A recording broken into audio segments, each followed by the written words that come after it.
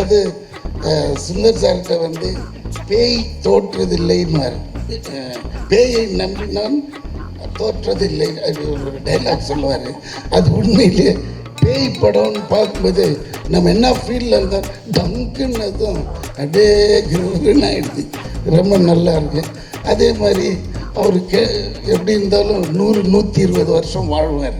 ஏன்னா அதுக்கு ஒரு ரீசன் அவரோட மனைவி. இந்த மாதிரி மனைவி எல்லாருக்கும் கேட்ட ஜப்பான் மாதிரி எல்லாம் 120 இயர்ஸ் வாழலாம். ரொம்ப டஃப் அதுக்காடி. மறக்காம சர்ப்ரைஸ் பண்ணுங்க. Thank you sir. Kamal sir fans எல்லாருமே வெயிட் பண்ணுறது பார்த்தீங்கன்னா வந்து மருதநாயகம் அந்த படத்துக்காக தான். அதே மாதிரி உங்கள் ஃபேன்ஸ் வெயிட் பண்ணுறதுக்கு பார்த்தீங்கன்னா மதகத ராஜா எப்போ வரும் அப்படிங்கிறத பற்றி தான். ஸோ அந்த படம் வருமா, ஏதாவது ஹேப்பனிங் இருக்கா? ப்ரொடியூசர் அட்ரஸ் உங்களுக்கு தெரியும், நேராக போய் அவர்கிட்ட கேளுங்க. எனக்குலாம் நான்லாம் தெரியும், உண்மையாக சொல்கிறேன். அந்த படத்தை காசு கொடுத்து நாங்களே வாங்கிக்கிறோம். நானும் விஷாலை கூட தெரிஞ்சு பார்த்துட்டோம். 2013 பண்ண படம் இப்போ வந்தாலும் அந்த படம் அவ்வளோ என்டர்டெயின்மெண்ட்டாக சூப்பராக இருக்கும். என்ன காரணம்னு தெரியல. இத்தனைக்கும் அந்த ப்ரொடக்ஷன் அவர் ப்ரொடியூசரோட ப்ரீவியஸ் கடனால இந்த படத்தை ஹோல்ட் பண்ணி வச்சுட்டாரு. இந்த படத்து மேலே கடன் இருந்தால் எங்கள் மேலே தப்புன்னு ஃபீல் பண்ணலாம். இந்த படம் இப்போ ப்ராஃபிட்டபுளாக ரிலீஸ் ஆகுதுக்கான அத்தனை சாத்தியக்கூறு இருக்குது. நானும் விஷாலுமே கேட்டு பார்த்துட்டோம். அவரோட பழைய கடனை அடைக்கிற சில காரணங்கள்னால இந்த படத்தை ஹோல்ட் பண்ணி வச்சுட்டாரு. அதனால் தயவு செஞ்சு ஏன் சார்பா டீனரில் தான் அவர் ஆஃபீஸுக்கு போய் கேளுங்க. தெரியலன்னா நான் அட்ரஸ் கொடுக்குறேன். தேங்க்யூ. பாபு வரை உங்களுடைய இந்த காமெடி பயணம் எப்படி இருந்தது சொல்ல முடியுமா? கொஞ்சம் குறிப்பிட்டு ஒவ்வொருத்தரையும். நான் ஆரம்பத்துலேருந்து இப்போ வரைக்கும் நானாக தான் இருக்கேன். என்ன மாற்றுறது வந்து இயக்குனர்கள் கையில் இருக்குது. ஸோ அவங்க எங்கிட்ட என்ன மாதிரி வேலைகள் வேணும்னு கேட்குறாங்களோ அதை அவங்களுக்கு பிடிச்ச மாதிரி நான் செய்கிறேன். அதுதான் அன்னையிலேருந்து இன்னைக்கு வரைக்கும் என்னுடைய ட்ராவலுக்கு ஒரு காரணம். மேல் ஆர்டிஸ்ட்டை பற்றி சொல்லுங்கள். அந்த காமெடி நடிகர்கள் உங்கள் கூட நடித்தவங்களை பற்றி, கவுண்டமணி சார் முதல் யோகி பாபா வரை. எல்லாருமே டேலண்டட் பர்சன்ஸ். அதான் சொல்கிறேன். இப்போ காமெடியாக வந்து சாதாரணமாக எல்லாரும் டக்குன்னு காமெடி ஆர்டிஸ்ட்னு சொல்லிட்டு வர முடியாது. அவங்களுக்கு தனி திறமைகள் இருந்தால் மட்டுமே தான் அவங்க வந்து மக்களுக்கு நடுவில் அவங்களுக்கு பிடிச்ச நடிகர்களாக வாழ முடியும். அப்படி இருக்கிற பட்சத்தில் கவுண்டமணி சார்லேருந்து இன்றைக்கி யோகி பாபு அவர் வரைக்குமே வந்து உங்களுக்கு பிடிச்சதுனால தான் இப்போ அவரை பற்றி எங்கிட்ட கேட்குறீங்க. சரியா? உங்கள் எல்லாருக்கும் அவரை பிடிக்குது இல்லையா? அப்போ அவர்கிட்ட ஏதோ ஒரு திறமைகள் இருக்குது. திறமைகள் இல்லாமல் யாருமே வந்து காமெடி நடிகராக வர முடியும். நீங்க வந்து தேவி படத்துல வந்து ஏற்கனவே இது ஸ்பீச் கிட்டத்தட்ட பார்த்தீங்கன்னா 3 பாட்டு நான் பார்க்கும்போது கிட்டத்தட்ட எல்லாமே ஒரே மாதிரி தான் இருக்கும்.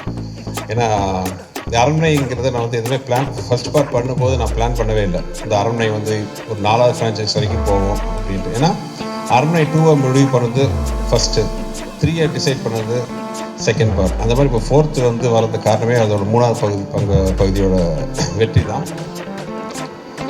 இன்னொரு அரண்மனை நான் எந்த படமே வந்து இது ஓகே படம் ப்ரீவியஸ் படம் ஜெயிச்சிருச்சு, இதை நம்ம கேஷ் பண்ணிக்கலாம், இமீடியட்டாக ஒரு படம் ஆரம்பிக்கலாம்னு என்றைக்குமே யோசிச்சதில்லை.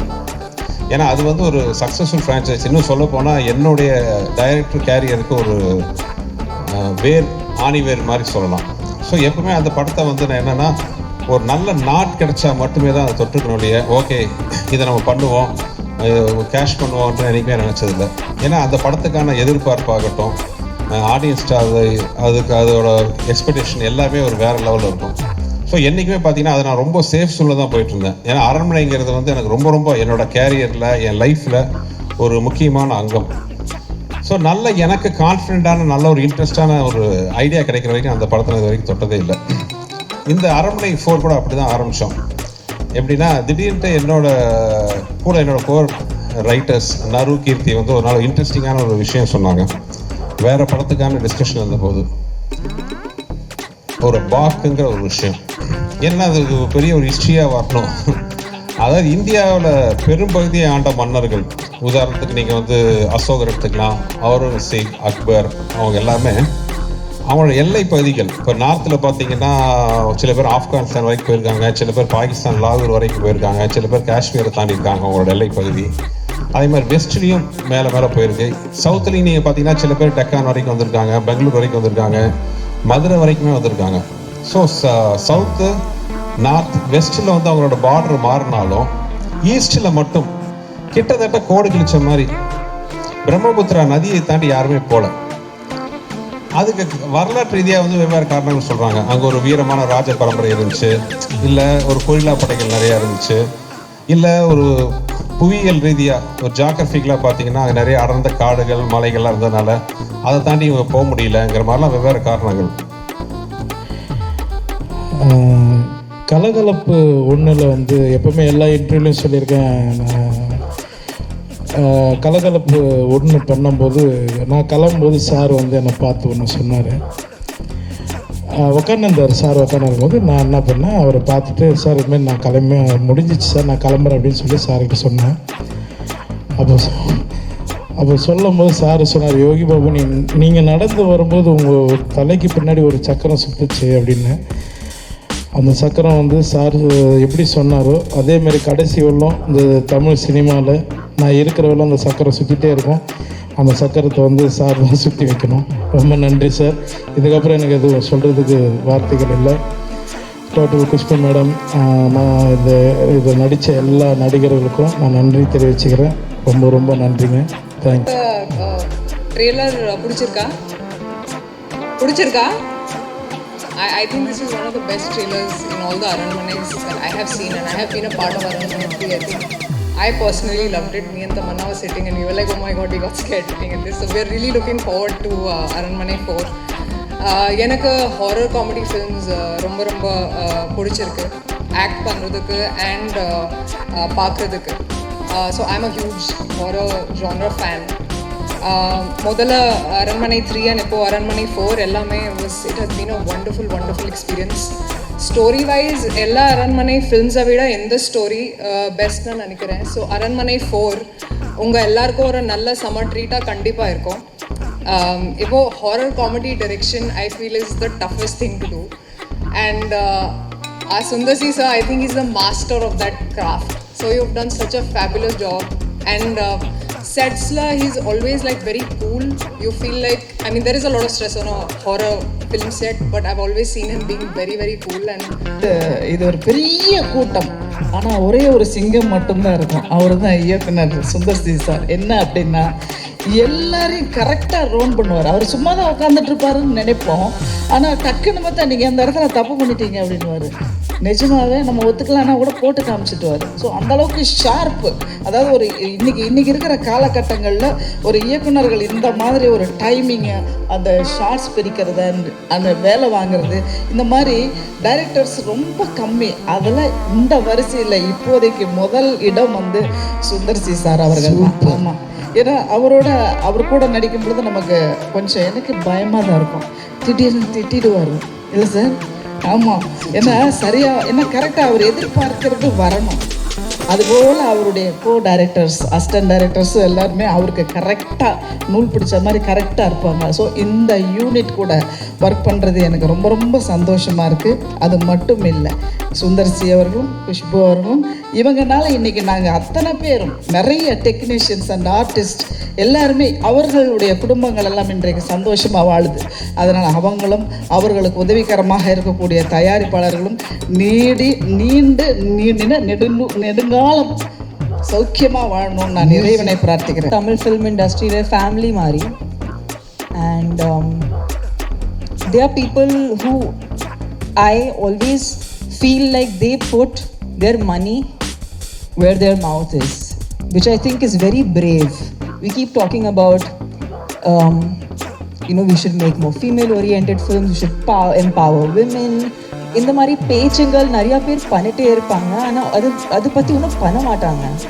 சுந்தர் சி சார் மாதிரி ஒரு டைரக்டர் என்ன படம் வேணாலும் அவங்க பண்ணலாம். ஆக்ஷன் படமும் ரொம்ப ரொம்ப பிரமாண்டமாக எடுத்திருக்காங்க. ஆனால் இந்த மாதிரி ஒரு female orient film which has a lot of emotion and sensitivity, அதுவும் சார் பியூட்டிஃபுல்லாக காமிச்சாங்க, எஸ்பெஷலி ஹாரர் காமெடி ஜானரில். அண்ட் குஷ்பு மேம், நீங்கள் என்ன what can you not do? I want to know, because you are the definition of a perfect. Aranmane 4 is very dear to me because each and everyone guided me in their own way during the shooting time, and my Malayalam movie Maligapuram was a huge success, and I pray to Almighty God for Aranmane 4 to be a super duper hit And once again, I would like to thank everyone for inviting me to be a part of this wonderful program. And it was lovely working with this amazing crew, and especially with Tamanna Didi and Rashi Didi. And thank you all. Thank you so much. Fun, எந்த விதமான ஸ்ட்ரெயினுமே இருக்காது. So clear, என்ன எடுக்கணுங்கிறதுல அவ்வளோ clarity இருக்கும். So எவ்வளோ பெரிய சீக்வன்ஸாக இருந்தாலும் அது கொஞ்சம் கூட நம்மளுக்கு தெலுங்கில் வந்து பிரபாஸ் படம் பண்ணிகிட்ருக்கேன். இதில் ஒரு பெரிய எக்ஸ்பீரியன்ஸ் என்னென்னா, இந்த படத்தை பொறுத்த வரைக்கும் மேடத்துக்கு தெரியும், மீசையை எடுத்துக்கிட்டார் வந்ததும். ஐயோ தலைவா, அது தெரிஞ்சதுன்னா அங்கே பிரபாஸ் படத்துக்கு திரும்பி போகணும், மீசை எடுக்கவே முடியாது அப்படின்னு கேரவன் வந்துட்டு யோசிச்சேன், சரி கிளம்பி போயிடலாமான்னு. ஆனால் தலைவனோட பாச வலை பிடிச்சி இழுத்துட்டேன். சரி பார்த்துக்கலாம் பிரபாஸ்லான்ட்டு மீசையை எடுத்து வேறு லெவலில் பாபு கூட செம்ம சிங்க் ஆகிடுச்சு. நானே முதல்ல டவுட்டில் தான் பண்ணேன். செகண்டு தேர்டு எல்லாமே கேரளாவில் அந்த ஒரு பெரிய அரண்மனை செட்டப்பில். தேர்டு நான் அப்படியே அந்த கேரக்டராகவே மாறிட்டேன். எப்படின்னா இந்த ஒரு கார்பெண்டர் கேரக்டர். அப்போ தான் 4th டே போய் சொல்லிட்டேன், சார் வெரி சாரி, உங்களை தப்பாக நினச்சிட்டேன், ஏதோ பழிக்கு பழி வாங்குற மாதிரி இருந்தது நினச்சி எடுக்க சொன்னி. ஆனால் உண்மையிலே இப்போ ஃப்ரேமில் பார்ப்பாங்க எனக்கே அது வேறு மாதிரி இருக்குது, நான் தானான்றது டவுட்டாக இருக்குது. ரொம்ப தேங்க்ஸ்ன்னு சொல்லி அதை பண்ணிட்டேன். இதில் என்ன பெரிய பியூட்டின்னா, 5 நாள் 8 நாள் 10 நாள் 10வது நாள் பிரபாஸ் உண்மையிலேயே அங்கே வந்துட்டாரு. டேட் கேட்குறாங்க. நான் இங்கே முடியாதுன்ட்டு இங்கே ஒரு மேடத்தோட டேட் போயிட்டு வந்துட்டு பிடிச்சி அந்த 1 டேக்கு அந்த மேனேஜர் அங்கேருந்து கிளம்பி வந்துட்டான். இவன் கேரளாவில் தான் இருக்கிறானா அப்படின்ட்டு. இவன் வந்தபோது என் மீசையை பார்க்கக்கூடாது, ஏன்னா அது ஒரு பெரிய வில்லங்கம் ஆகிடும். ஐயோ மீசை இல்லாமல் இருக்கிறான்னு கூப்பிட்டு சொல்லிட்டு அந்த பிரபாஸ் டைரக்டர் செத்துருவான். அதனால அவனை இப்படியே வச்சுட்டு இந்த கொரோனா டைம் வேறு மாஸ்கை போட்டு அப்படியே ஏற்றி திருப்பி ஏர்போர்ட்டுக்கு அனுப்பிச்சி விட்டேன். ஸோ அந்த அளவுக்கு இந்த படம் நிஜமாகவே முதல்ல அப்படி இருந்து, ஆனால் போக அப்புறம் டப்பிங் பேசின உடனே உண்மையிலே எனக்கே இந்த படம் பார்க்கணுன்ற ஒரு உணர்வு வருது. 2வது மியூசிக் டைரக்டர். மியூசிக் டைரக்டர் அவர் என்னங்க தமிழ், அவங்க ஃபேமிலி தம்பின்னு சொல்லிட்டாங்க குஷ்பு. அதனால இந்த படத்தை பெரிய அளவில் வெற்றி பெறும். அவங்கள தான் அவங்க பாருங்க வளைச்சு எடுத்துக்கிட்டு இருக்காங்க, நம்மளையெல்லாம் எடுக்க மாட்டாங்க, கவலையப்படாதீங்க. அங்கே பாருங்க என்ன நடக்குது. ஆனால் இது ஒரு பேன் இண்டியா படம். உங்களுக்கு தெரியுமா, இந்த படம் வந்து இந்த 4 பார்ட்லேயும் வச்சு இந்த பார்ட் வந்து வேறு டிஃப்ரெண்ட்டாக இருக்குது. ஏன்னா யங்ஸ்டர்ஸ்க்கெல்லாம் பிடிக்கிற மாதிரி ரொம்ப கேட்சிங்காக இந்த சிஜி ஒர்க்ஸ் எல்லாம் ரொம்ப நல்லா பண்ணியிருக்கிறாங்க. ஸோ நீங்கள் வேணால் பாருங்கள், இந்த 4 போர்ஷனில் இந்த பார்ட் 4 வந்து பேசப்படும். இவ்வளோ டீட்டெயில் எப்படி தெரியும் உங்களுக்கு? எல்லாம் ஒரு ஜென்ரல் நாலேஜ் தான். இது என்ன இருக்கு. ரொம்ப நன்றிங்க. இந்த படத்தில் நானும் ஒரு கேரக்டர் பண்ணியிருக்கேன் அப்படின்னு சொல்கிறதுல எனக்கு ரொம்ப பெருமையாக இருக்குது, ரொம்ப சந்தோஷம். சார் கூட எல்லாம் நல்லா எனக்கு ஒரு அனுபவம் கிடைச்சிது. ஸோ யோகி பாபு சார் இருக்காங்க, எல்லார் கூடயும் நான் நடிச்சது எனக்கு ரொம்ப சந்தோஷமாக இருக்குது. இந்த படம் பெரிய அளவில் வெற்றி பெறணும்னு நான் எல்லாமல்ல இறைவனை வேண்டிக்கிறேன். நன்றி, வணக்கம். Thank you sir. Thank you ma'am. இந்த படத்தில் எனக்கு வாய்ப்பு கொடுத்த சுந்தர் சார், அப்புறம் மதன் சார், ப்ரொடியூசர்ஸ் எல்லாருக்கும் நான் நன்றி தெரிவிச்சுக்கிறேன்.